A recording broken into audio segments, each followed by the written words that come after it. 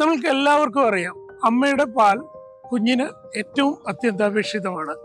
പക്ഷേ പല സാഹചര്യങ്ങളിലും ചില നിർഭാഗ്യകരമായ കുട്ടികൾക്ക് അമ്മയുടെ പാൽ ലഭിക്കാത്ത സാഹചര്യങ്ങളുണ്ടാകാം. അമ്മ മരണപ്പെടുക, അല്ലെങ്കിൽ അമ്മ വളരെ ക്ലേശത അനുഭവിക്കുന്ന അവസ്ഥയിലൂടെ കടന്നു പോവുക, അല്ലെങ്കിൽ വളരെ നേരത്തെയുള്ള കുട്ടികൾ. ഇങ്ങനെയുള്ള പല സാഹചര്യങ്ങളിലും മറ്റ് അമ്മമാരുടെ പാല് എടുത്ത് അണുവിമുക്തമായി ഈ കുട്ടികൾക്ക് കൊടുക്കേണ്ടതായി വരും. ആ അവസരങ്ങളിലെല്ലാം അമ്മയുടെ പാലിന് പകരം നമ്മൾ പൊടിപ്പാൽ കൊടുത്താൽ അത് ദഹിപ്പിക്കാത്ത സാഹചര്യം ഉണ്ടായി അത് വയറ് വീർത്തു വരിക, അതുപോലെ തന്നെ കുഞ്ഞിന്റെ മരണത്തിലേക്ക് വരെ നയിക്കാവുന്ന അസുഖങ്ങളിലേക്ക് പോകാം.